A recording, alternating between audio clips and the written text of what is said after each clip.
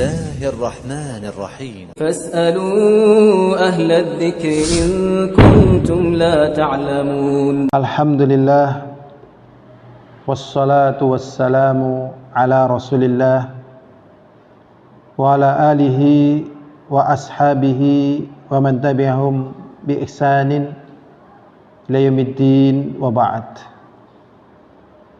Kita harus senantiasa bersyukur kepada Allah karena nikmatnya lebih banyak daripada hembusan nafas kita, dan yang menjadi nikmat kita bukan hanya hembusan nafas kita, setiap kedipan mata kita, dan juga dari hal-hal lain yang tidak kita ketahui, karena betapa minimnya apa yang kita ketahui dari apa yang terjadi di tubuh kita. Dan ini termasuk bentuk kasih sayang Allah SWT kepada kita semuanya. InsyaAllah dalam kesempatan hari ini hari Sabtu, kita akan mengambil faidah dari sebuah hadis Rasulullah SAW yang diriwayatkan dari Abu Hurairah radhiyallahu ta'ala anhu, anna Rasulullah sallallahu alaihi wasallam qala kullu ummati yadkhuluna al-jannah illa man aba. Qil wa man ya'ba ya Rasulullah? Qala man ata'ani dakhala al-jannah wa man asani faqad aba. Rawahul Bukhari. Rasulullah SAW mengatakan setiap umatku akan masuk ke dalam surga kecuali yang enggan. Kemudian ditanyakan kepada Rasulullah SAW, wa may ya'ba ya Rasulullah? Siapakah yang enggan wahai Rasulullah untuk masuk surga? Maka Rasulullah SAW menjawab, man ata'ani dakhalal jannah. Barang siapa yang taat kepadaku akan masuk surga. Wa man asani faqad aba. Dan barang siapa yang bermaksiat, tidak nurut, tidak taat atas bimbingan, kasih sayang, petunjuk, pendampingan dari Rasulullah SAW, itulah yang dinamakan dengan orang-orang yang enggan masuk surga. Hadis ini diriwayatkan oleh Imam Bukhari. InsyaAllah dari hadis ini yang akan kita sorot adalah mengapa manusia itu gagal masuk surga hanya karena enggan. Ini yang menjadi sorotan kita, menjadi pembelajaran kita. Jadi tidak mau masuk surga, pada surga penuh kenikmatan, dan tidak ada kenikmatan yang lebih nikmat dibandingkan di surga dengan segala bentuk kenikmatannya, tanpa mengalami klimaks dari kenikmatan, tanpa mengalami kecapean, ketuaan, dendam, benci, ataupun yang lainnya, sehingga kenikmatan yang sempurna yang tidak akan pernah dijumpai di dunia ini. Ternyata dia nggak mau, enggan untuk masuk ke dalam surga. Maka sebatas yang kita ketahui, sebab-sebab orang enggan masuk surga, padahal dia tinggal masuk saja, sehingga dia gagal masuk surga gara-gara nggak mau, gara-gara enggan. Minimal ada 5 sebab kenapa dia gagal masuk surga. Yang pertama, sebabnya karena tidak kenal. Jadi sebabnya karena tidak mengenali ini. Yang kedua, sebabnya adalah karena tergiur kenikmatan instan. Tergiur kenikmatan yang cepat, yang segera. menurut bayangan dia, instan. Ini karena tergiur kenikmatan yang instan, akhirnya enggan masuk surga dan gagal masuk ke dalamnya. Yang ketiga, sebabnya adalah tergoda rayuan syaitan,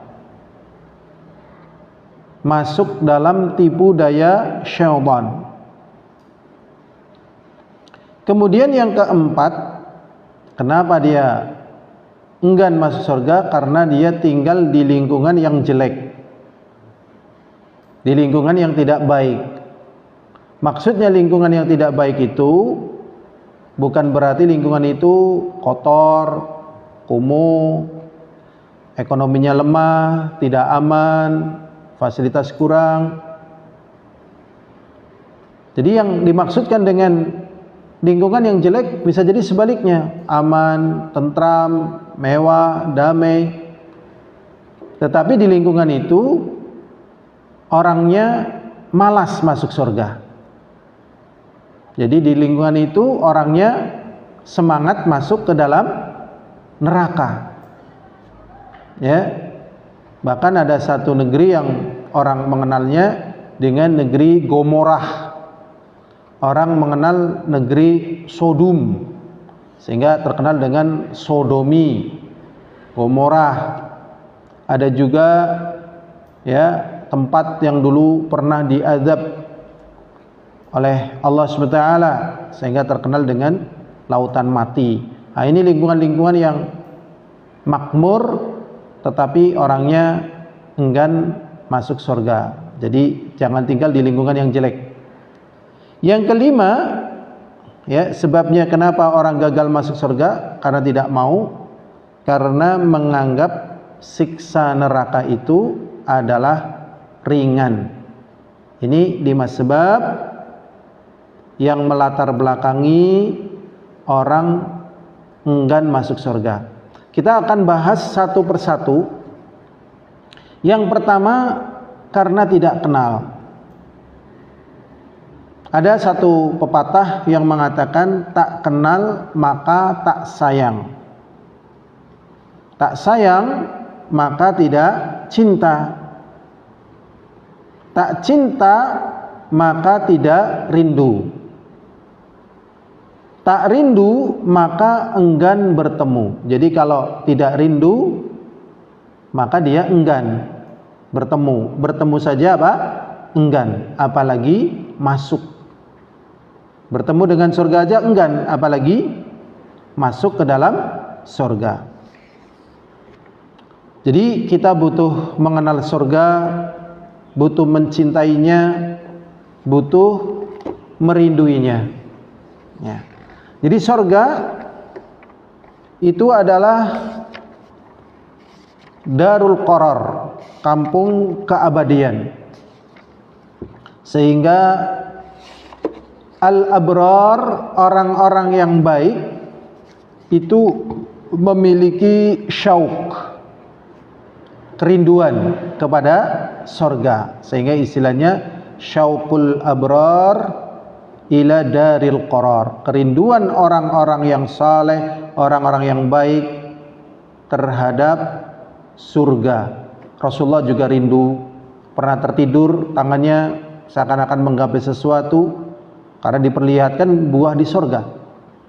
Tatkala beliau mau meninggal dunia, beliau juga mengatakan rafiqil a'la, rafiqil a'la, maksudnya di surga.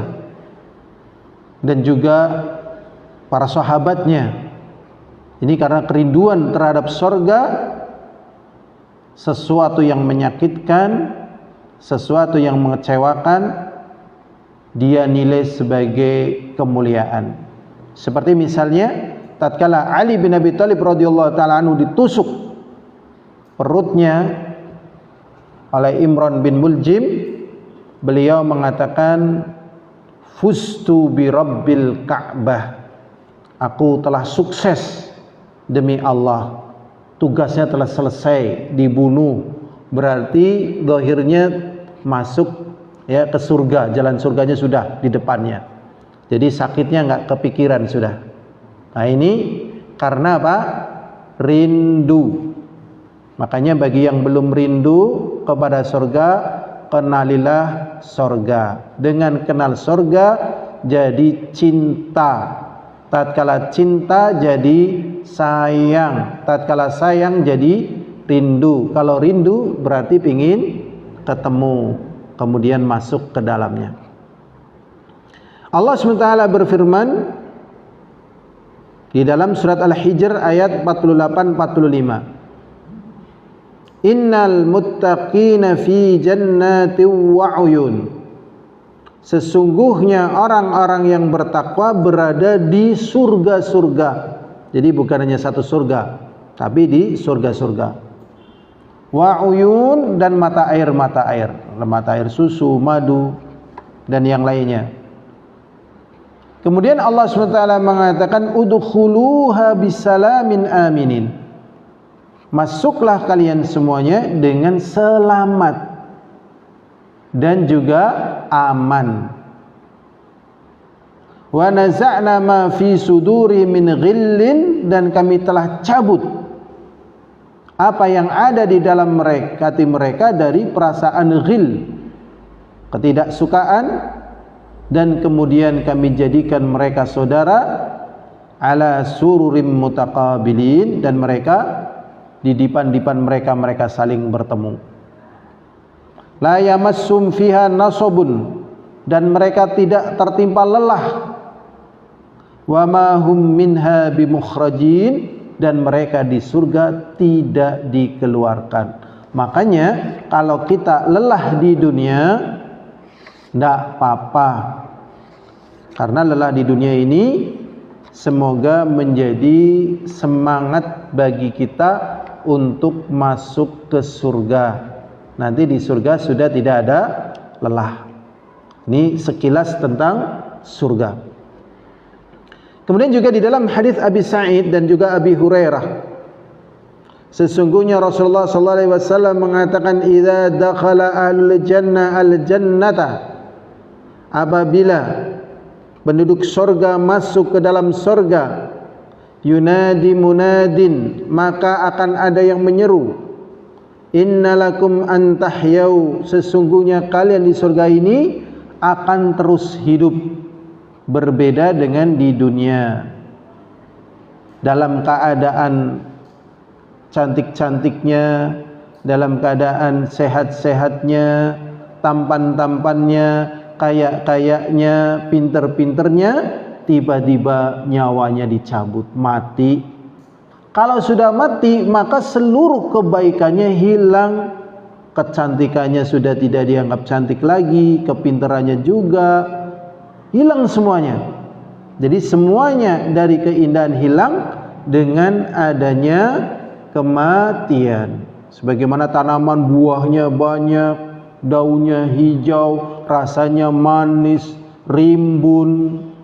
Begitu tanaman itu mati, maka orang sudah tidak memandang tanaman itu indah, bahkan mungkin ditebang, dibakar.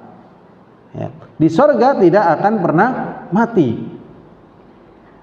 Wala tamutu abada, dan tidak akan pernah mati untuk selamanya. Wa inna lakum antasihhu, dan sesungguhnya kalian di surga akan sehat terus. Wala tasqamu abada, dan tidak akan dan tidak akan sakit untuk selamanya. Wa inna lakum antashibbu, dan sesungguhnya kalian akan terus muda. Wala tahromu abada, dan tidak akan pernah tua untuk selamanya. Tidak ada yang bisa menjaga rambutnya yang dulu tumbuh dalam posisi hitam tatkala masih muda, setelah dia menjalani umurnya 50 tahun, 60 tahun, rambut yang dulu keluarnya hitam sekarang berubah menjadi putih. Walaupun disemir kemudian berubah menjadi hitam, kemudian rambut itu bertambah panjang, maka yang terkena semir kelihatan hitam, yang bertambah panjang kelihatan putih, sehingga menjadi nampak aneh. Kok rambutnya ada putih, ada hitam? Ketahuan ini kesemir. Jadi akan terus muda dan tidak akan pernah tua untuk selamanya. Wa innalakum antan'amu, dan sesungguhnya kalau di surga itu tidak akan pernah susah. Sehingga orang yang paling susah hidupnya di dunia, dia tidak akan pernah susah lagi kalau masuk surga. Wala ta'basu abada, dan tidak akan pernah menderita untuk selamanya. Jadi kalau kenal surga, akhirnya semangat masuk ke dalam surga. Tetapi kalau tidak kenal surga, maka enggan masuk ke dalam surga. Berikutnya yang kedua adalah tergiur kenikmatan instan. Jadi berapa banyak orang yang surganya itu tinggal paling semenit, tetapi karena dia tidak tabah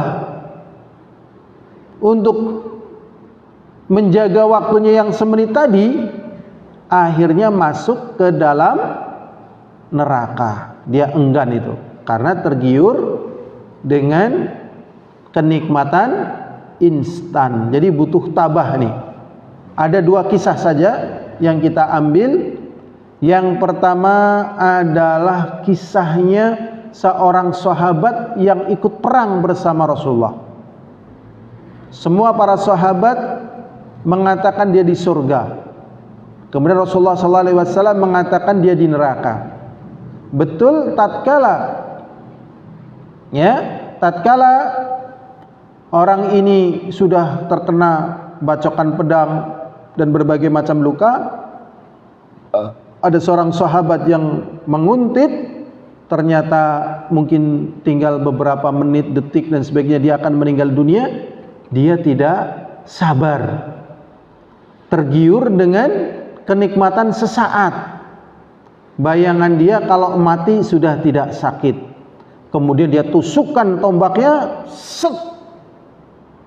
Kemudian dia mati, maka matinya bunuh diri. Dan orang yang demikian ini sangat banyak sekali. Kesulitan ekonomi, bayangannya biar cepat selesai urusan, bunuh diri. Ya, tergiur dengan kenikmatan sesaat menurut bayangan syaitan, menurut bayangan hawa nafsu. Ini yang kedua. Yang ketiga, tergoda rayuan syaitan.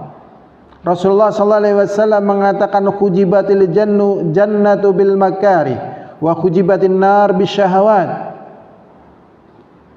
Allah SWT lingkupi surga dengan makari, sehingga karena perkara-perkara yang makarih, yang tidak enak, masjid jauh lebih sepi ketimbang yang lainnya. Yang lainnya biasanya apa? Rame. Ya apa tidak? Iya, yang lainnya itu rame. Pasar, ya, tempat-tempat hiburan, ya kan? Tempat hiburan rame atau sepi? Rame ya. Masjid sepi ya. Zaman dulu ada layar tancap.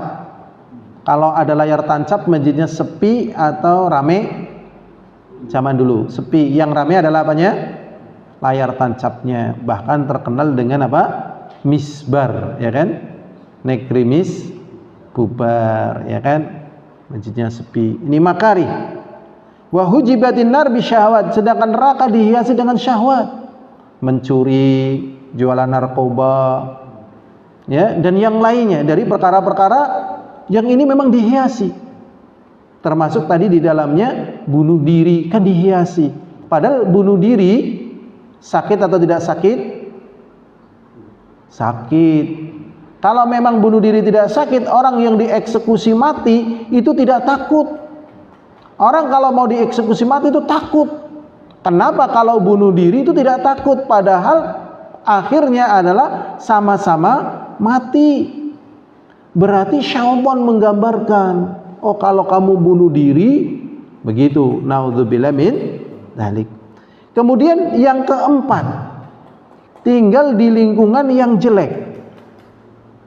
Ini kita ambil kisahnya pembunuh 99 jiwa. Akhirnya karena sudah membunuh 99 jiwa, hatinya nggak tenang, nggak bahagia. Ingin mencari kebahagiaan, bagaimana jalannya, bagaimana caranya? Dia ingin mencari jalan. Dah, jalannya adalah taubat kembali kepada Allah. Akhirnya dia tanya kepada seorang rahib, seorang ahli ibadah, apakah masih ada kesempatan taubat? Ya mana mungkin mau diampuni dosanya, membunuhnya aja sudah 99. Ya namanya orang biasa bunuh, urusan membunuh ya ringan. Sebagaimana orang yang biasa tahajud, urusan tahajud ringan. Sebagaimana orang biasa bersih masjid, urusan bersih masjid ringan. Orang kalau sudah biasa baik, kebaikan ringan. Sebagaimana orang yang biasa jelek, kalau tidak melakukan kejelekan terasa berat. Ya, terasa apa? Berat. Sudah. Akhirnya dibunuh. Set. Mati. Jadi berapa? 99 tambah 1 100. Akhirnya nyari lagi. Ketemu orang alim. Apa masih ada taubat? Ya ada. Urusan taubat kan bukan kamu dengan saya. Urusan taubat kan kamu dengan Allah, ya kan? Ya adalah. Masa Allah menolak hambanya yang mau kembali kepadanya? Ya nggak mungkin lah. Ada. Nah terus caranya gimana? Caranya kamu jangan tinggal di negerimu. Negerimu itu negeri jelek. Namanya orang di negeri jelek, kalau mau berbuat baik susah atau gampang? Kalau orang tinggal di negeri jelek, mau berbuat baik susah atau gampang? Susah. Tapi kalau orang tinggal di negeri baik, mau berbuat jelek susah atau gampang? Orang tinggal di negeri baik untuk berbuat baik susah atau gampang? Gampang. Misalnya kita lagi di Mekah, di Madinah, untuk ibadah lebih ringan atau lebih susah? Lebih ringan. Bahkan kadang lihat Ka'bah nggak kerasa ya nangis, nggak kerasa nangis, ya Allah, tertumpah sendiri. Akhirnya orang ini disuruh pergi, sudah kamu pergi. Tatkala pergi, ternyata di tengah jalan meninggal dunia. Terjadi persengketaan antara malaikat rahmat dengan malaikat azab. Ternyata hanya beberapa langkah lebih jauh ke rahmah. Akhirnya orang ini dimasukkan ke dalam surga. Bahkan Rasulullah SAW mengatakan, innahu lam ya'mal khairan qat. Sesungguhnya dia belum pernah sama sekali berbuat kebaikan. Tapi maksudnya dijelaskan oleh para ulama, bukan berarti sama sekali tidak pernah berbuat kebaikan. Maksudnya kebaikannya itu tidak banyak. Nah, buktinya dia sudah mau tobat, jalan kaki dan seterusnya, kan kebaikan.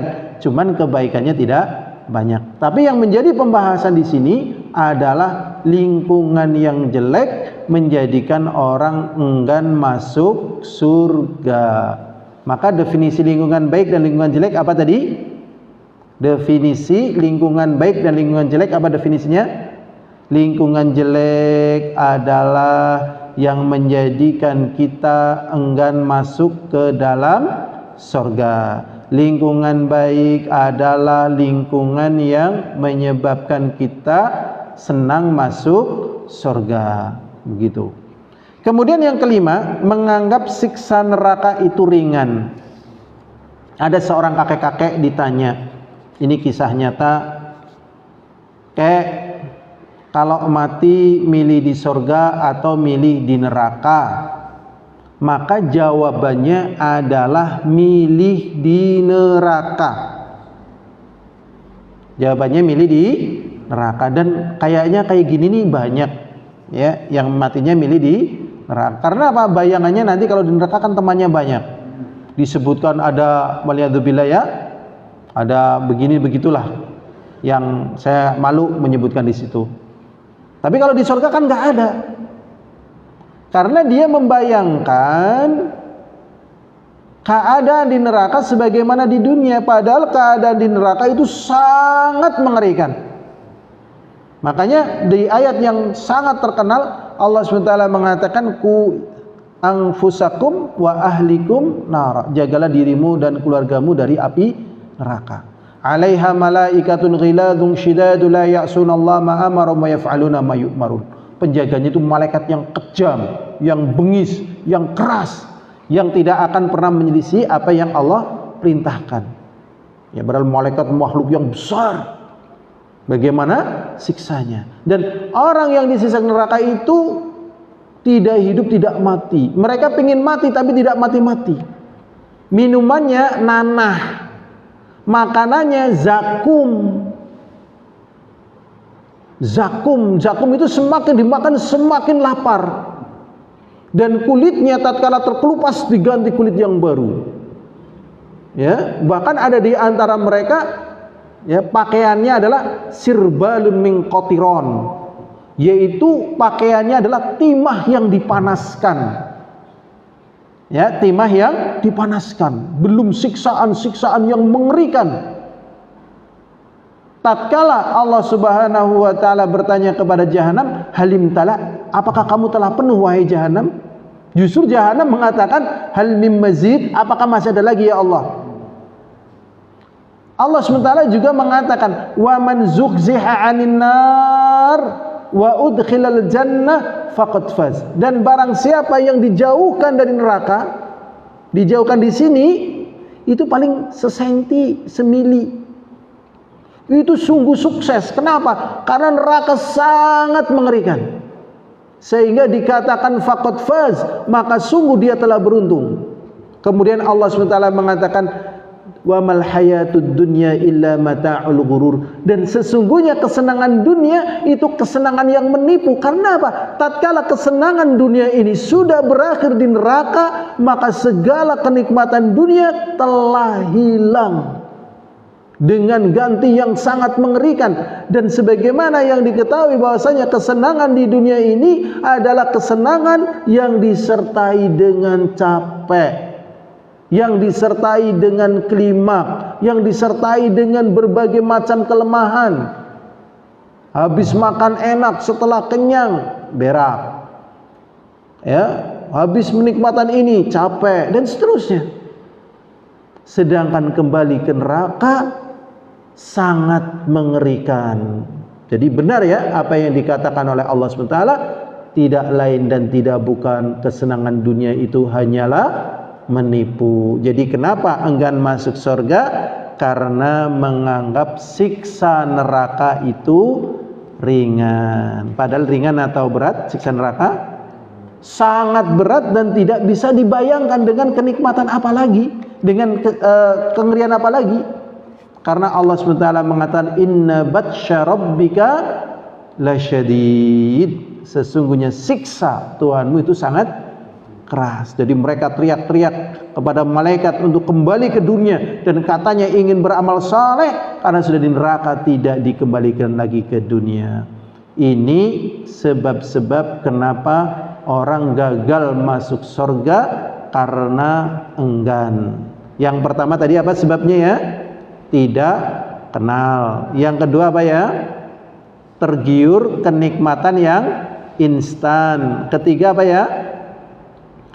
Tergoda rayuan syaitan. Yang keempat, tinggal di lingkungan yang jelek. Yang kelima, menganggap siksa neraka itu ringan. Wallahu a'lam bishawab. Walhamdulillahirabbil alamin. Assalamualaikum warahmatullahi wabarakatuh. لو احنا الدم تاخندا واستولوا الأغلي نندا أين